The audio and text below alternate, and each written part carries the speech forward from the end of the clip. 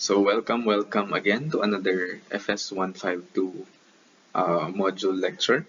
So this time we'll be discussing material balance or mass balance, which is based on the law of conservation of mass. And this is actually one of the most important concepts dito sa FS152. Remember, we just have five major concepts. Again, that's material balance, energy balance, camera, okay, fluid flow, heat transfer, and unit operations. So yung unit operations, intro lang yung ginawa natin last time. We'll encounter it throughout the SEM pa. Okay, and the material balance is very foundationary. It's pretty useful in our everyday lives and especially as food technologists. So let's begin. Sige, munting panimula lamang. You can complete these phrases. Mag-monologue kayo dyan kung nasaan man kayo. Alright? And let's see kung anong kinalaman nito sa mass balance. Alright, so kung ano ang itinanim, syempre siya ang aanihin. Ibig sabihin kung may input ka, may output. Kapag ang bigas naging kanin, may nagsaing. So there is a process separating the inputs from the outputs. And kapag ang kanin naging bigas, may himala. Okay, wala lang, additional lang yan. So just to look at the chronology of what we'll be going through, we'll first define the concepts and principles, such as, of course, what mass balance is, and then the different sort of terminologies and techniques that we'll be using. So although we solve things algebraically, I'll be teaching you a process that relies on a certain system so that when you apply it to your food manufacturing processes, ay mas madaling mag-visualize. So technically, you can live without this system, but unless you're a genius, parang masasolve mo siya pero ikaw lang yung nakakaintindi ng ginawa mo, parang ganon.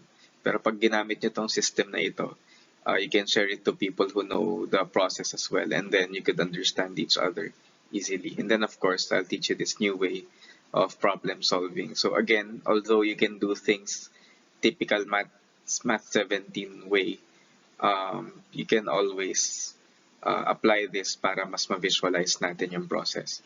Lalo na pag naging sobrang complicated nung production process flow, mas okay yung ganito kaysa yung mag-rely ka lang sa systems of equations. So hopefully at the end of this module, you can use mass balance properly, and you can both illustrate and solve any mass balance problem using the process flow or the block diagram format. So mula pa elementarya, alam naman natin yung, or maybe high school for some of you, law of conservation of mass, which specifies that the mass of the universe is constant, although merong mga theories on physics na dinedebunk ito, but for all intents and purposes, for our case, we will assume this to be true. Now that means that if mass can neither be created nor destroyed, we can always account for the masses that input into our system. So parang accounting lang yan, no? Kung meron kang gastos at meron kang ipon, yung kinikita mo at saka yung ginagastos mo ay kaya mo siyang i-account for up to the last centavo. So ganun din, up to the last gram or milligram, we should be able to more or less know what happens to our food ingredients in the process of making our product. So of course, obviously, this is useful in yield calculations. Di ba kahit naman yung mga recipe na nababasa natin, may yield, how many grams per serving, how many servings. When we're scaling up formulations, we multiply things and then we adjust. No? Kasi kapag ikaw gumagawa ng recipe at tinimbang mo lahat, if you madali siyang i-upscale as opposed to, halimbawa, a pinch of salt, tapos minultiply mo yung recipe by 10 pinches of salt, that's not a good thing. Okay? Pero kung tinimbang mo yon as 1 gram, then you know that 10 times the recipe is 10 grams. Of course, you could also use it to evaluate composition. So, kung nag-formulate ka ng something na food, let's say, burger patty, and if you know the amount of, let's say, fat, protein, carbohydrates, and moisture going into that burger, then sa output, dapat ma-account mo yon. Bakit nawala ng tubig? Kasi nag-evaporate, nag-drip yung fat, nabawasan, bumaba yung protein kasi may dumikit dun sa pan. So all of those things are part of mass balance. Alright, so I mentioned earlier na ang mass balance ay napaka-useful sa maraming aspeto ng buhay. No? Yung simpleng pagsasaing mo is a mass balance problem. You add water to your rice, some water evaporates and you have the final amount of rice which you could weigh. No? Yung 1 kilong bigas, pag sinaing siya, ilang kilo na lang yun at gaano karaming tubig yung nagastos mo in the process. No? Kasi if you're making a rice product industrially, you'd have to account for how many cubic meters of water are you using and how many packs of, let's say, cooked rice can you make from a sack. Parang ganon. Of course, baking of bread is very similar. You have yields, no? Kung may panaderya ka, yung timbang ng pandesal mo, um, makukuha mo yun, no? Kapag experimentally dinetermine mo. So, nakakailang pandesal ako sa 1 kilo ng harina for my costing. No, kahit magbistay ng semento, ganun din, no? May mixing involved and may mass involved. And you generally, may idea naman yung mga tao gaano karaming hollow blocks ang magagawa mo or maybe yung isang ganito karaming sako ng semento, um,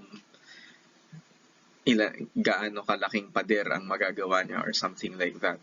Of course, something as simple as making calamansi juice. If you're making calamansi products, then you have sa 1 kilong calamansi, if I squeeze out all the liquid, how much liquid will I get?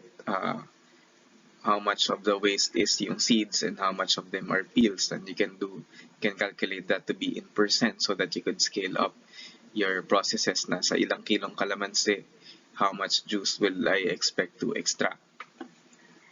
So, kung ano ang itinanim sa rin ang aanihin, law of conservation of mass, which can neither be created nor destroyed. So we have this simple equation, inflow equals outflow plus accumulations. So alam naman natin na kahit sa ating pagkain ay kung may accumulations, yun ay mapupunta sa ating katawan, and that kapag may kinain ka, ma-account mo yan, no? May kumain ka or uminom ka, either ipapawis mo yan, ilalabas mo na via route number 1 or route number 2, or magre-remain siya sa katawan mo. So, ganun din sa ating mga food production systems. If it's in a steady state, the inflow should be equal to the outflow. Kasi kapag may nag-accumulate sa loob ng system mo, ng production line mo, eventually aapaw yun, di ba? And yun lang, sa all weights must be accounted for. Hindi pwedeng may magic dyan na bigla na lang may nawawalang weight na hindi mo ma-account. Ibig sabihin may nagnakaw na nun, no? Nag-pilferage na ng asukal pala halimbawa. Kaya biglang bilis maubos ng asukal sa production. Okay? Kapag ang palay naging bigas, may nagsaing. So lahat naman siguro tayo nakapagsaing na in our lives kahit rice cooker man lang. And we can actually translate yung simpleng proseso ng pagsasaing ng bigas into a mass balance problem. So we start with yung ating bigas or raw rice and we wash it with water. After that, pag nag-drain tayo, so we have the wash water that goes down the drain, and then yung bigas natin, hindi na siya completely dry, may nag-a-adhere na tubig dyan. So, mas mabigat na siya, yung wet na bigas doon sa original na bigas, and your water which you used to wash it, yung mass niya, napunta doon sa bigas and doon sa wash water.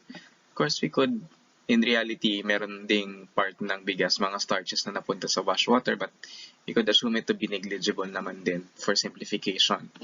Okay, and then, so andyan na yung bigas mo na basa, lalagyan mo uli siya ng tubig na pangluto, and then it will turn into rice after the application of heat, and some steam will also be produced. Thus, all the water in this part will be divided into yung tinake in ng rice habang niluluto siya, and then yung naging steam in the process.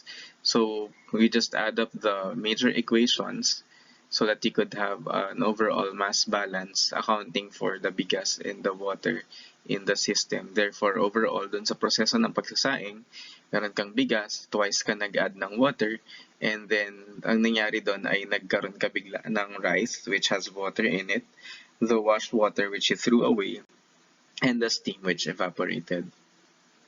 So nabanggit ko kanina nga na meron tayong mga process flow diagrams. Most of us, especially those who are visual learners, ay mahilig sa mga diagram o drawing. So the good news is, kahit hindi ka magaling mag-drawing, siguro naman marunong kang gumawa ng rectangles and arrows and write letters beside them. If you do, then you're good enough to make process flow diagrams. Actually, mas kailangan dito ito, no? Nag-iisip tayo, ano ba ang kailangan para magawa itong diagram na to. So these are graphic illustrations illustrating yung process na ina-undergo rather ng product. And it's good for visualization, as you know, most yung pagsasaing halimbawa ay isang two-step process, so we can transform that into this. And what's important is that all information should be recorded in the input and output streams as appropriate lang, yung flow rate ng process, how much yung input, how much yung output, etc. etc.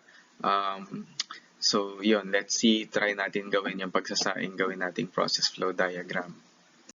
Okay, so in this case, as you can see here, each rectangle represents one step in the process with its own inputs and outputs.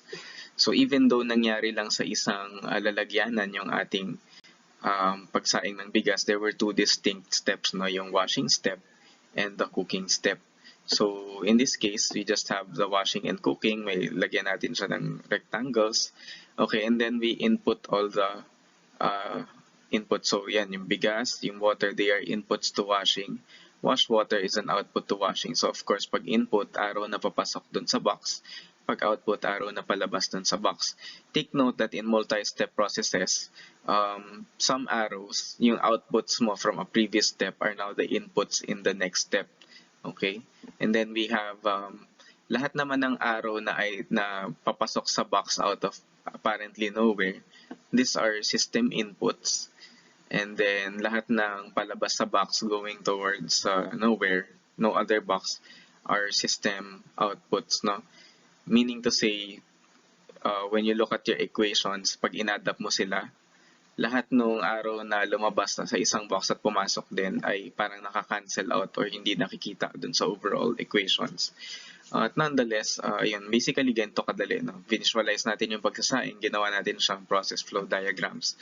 Now, it's actually much easier kasi kapag nasa planta ka na, yung mga production equipment, usually each step has its own food processing equipment. Therefore, a food process flow diagram would usually entail na yung isang block ay isang equipment at yung buong nakikita mong parang process map is also similar na dun sa pinakamapa ng layout ng planta, more or less.